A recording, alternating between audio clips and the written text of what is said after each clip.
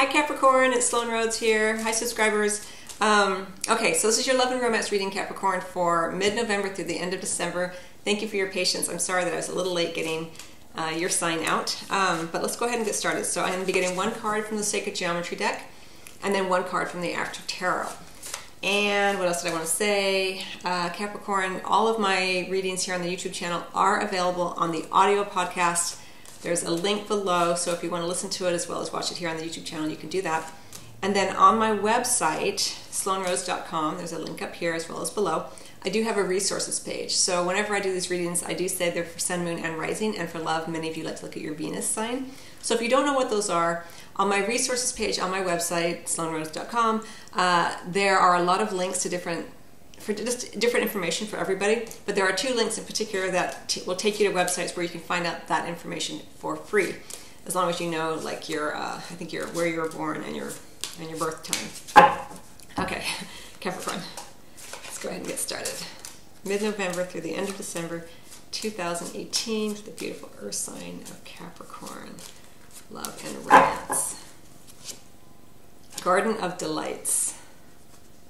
Who just got this? Scorpio just got this. Well, I'm going to give a different reading for this, obviously, because I'm feeling it differently for you, because you are an earth sign. So for many of you Capricorns, I think it will be very, very important for you to spend time outside, to get your hands dirty in the soil. You're already a hardworking sign. You're already very connected to the earth. But in this particular time frame, around this idea of love and romance, the more that you spend some time actually physically touching the earth, touching flowers, touching the harvest, touching the bounty, getting in touch with your sensual side will be so beneficial for you. And you may even want to join like some kind of gardening club or do something like that, because you may meet someone in love that way if you are single, or you may reconnect with your partner or your spouse through the act of tilling the soil and taking care of the plant life and all of this. I think, sometimes Capricorns, you're so hardworking. I have a lot of beautiful Capricorns in my life, that you can forget sometimes that you are so beautifully connected to Mother Gaia, to the earth. And you can forget the sensuality that occurs with being an earth sign, because you're always caring for others. So don't forget to take care of yourself first and foremost. And for this particular time frame for you Capricorn, this idea of the Garden of Delights, the earthly delights, enjoy, your carnal nature.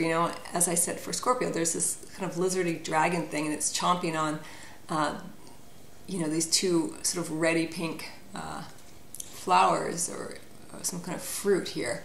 But we also have all of these beautiful white and very, very pale yellow, kind of spiritual, kind of colorful flowers here, and the stars interspersed here. So there is a connection here and availability to connect to the carnal pleasures as well as to connect to spirit. Remember, you are bound by the earth. You are an earth sign, but you're a spiritual being first. And so there may be some kind of spiritual bond that you have another, or if you are coupled, that during this particular time frame, through the connection you have to your sensuality, maybe mixing things up in the bedroom, spending more time, getting a bit more creative, maybe bringing some foods in there, this kind of thing, some kind of play like that, in terms of if you're comfortable with that, in terms of your sexuality and your sexual play, that kind of connection can help deepen your connection to one another on a spiritual level as well. So that's really fun for those of you who are coupled. I mean, the same applies if you are single, but it's going to be different, obviously, if you're not, it may be different if you are not connected to someone in a partnership. You may not be as comfortable playing those kind of games or whatever, but you can certainly explore your sensuality. Spend more time. If you are single and you are wanting to meet someone during this particular time frame, do things different. Don't do it the normal way that you normally go about love, and spend more time like being more conscious of your physical body. When you are getting ready to go out and you're primping, or whatever your gender, you're doing your thing. Spend some time appreciating the sensual nature of the physicality of you. If you're putting lotion on, say, oh, that feels delicious, doing your makeup, doing your hair, look at me, and preen a little bit, enjoy that part of yourself, so that you feel a bit more self-confident, and you're not just going through the rudimentary steps to go out and have an experience possibly in romance or love, but you're spending more time in the sensual pleasures of it. And it starts with this being, allowing yourself to experience the pleasure of just your own physical being, the nature of you.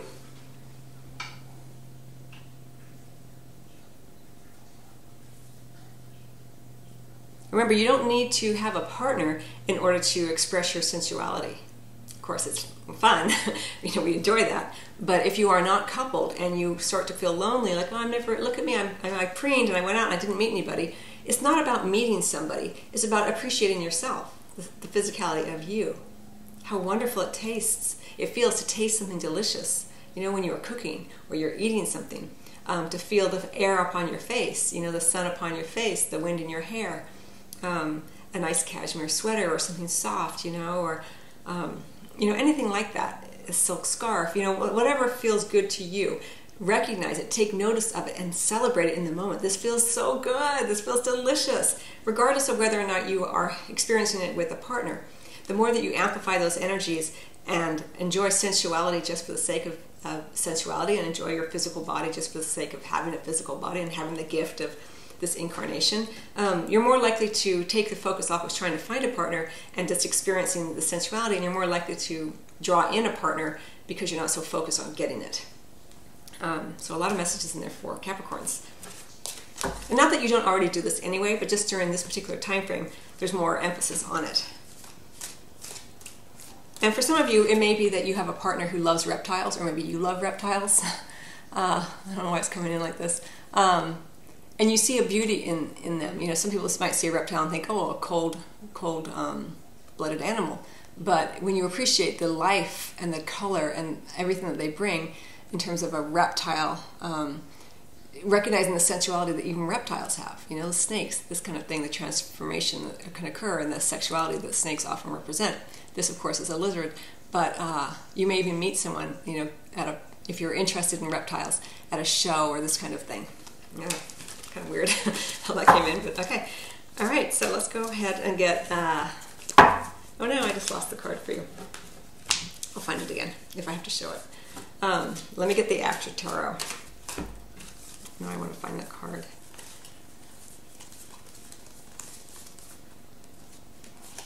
Give me 1 second, Capricorn.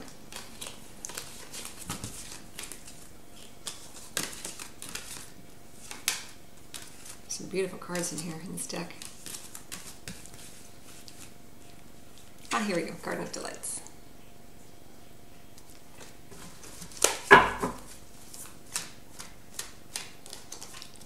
Alright, so what happens after this? For you, I'm really getting the idea of the oral experience, feeding yourself, kissing, this kind of thing. I'm going to keep it clean here. Enjoying all of that, and then we have the heart opening, right? A new beginning. I was even going to say something about the springtime green of this, like the newness of this green, but it is number 9, which does sort of denote that there's been a journey. You're kind of approaching the 10. But either way, it doesn't really matter. We do have a new beginning in love, a resurgence of love, a renewal of love. Your heart awakening here. Beautiful, beautiful energy. A lot of potential for a love connection during the month of mid-November through the end of December, Capricorn. Again, if you are already coupled, a resurgence of love, a renewal, this kind of thing. Someone may have awakened your heart, or you have awakened the heart of someone else, and it may be that they come in with a tender offering or a tentative offering or communication around love, or they may want to show you some sort of physical affection or this kind of thing. Again, don't think too much about it, Capricorn. Go with the feeling of it, Allow yourself to be stirred in the sensuality of the experience of love and affection and all of this. There's a beautiful opportunity here. Again, if it doesn't manifest in terms of a person for you, Capricorn, it doesn't mean that it won't at some point. It just means that you are stirring your heart, you're opening your heart more and more to the sensuality and the pleasures of life, and not just hard work that sometimes can occur with Capricorns. So anyway, I hope you find that helpful, Capricorn. Again, listen to your Sun, Moon, Rising, and Venus if you like, and For those of you who are here in the U.S., I wish you a very happy Thanksgiving and safe travels. And I will see you either on the weekly spiritual guidance, spiritual self-mastery class, Ego and Heart, that I release every Sunday, or I'll see you over at the Sloan Academy where I have my online courses, or I'll see you at your private appointment, or over on the podcast. Much love to you.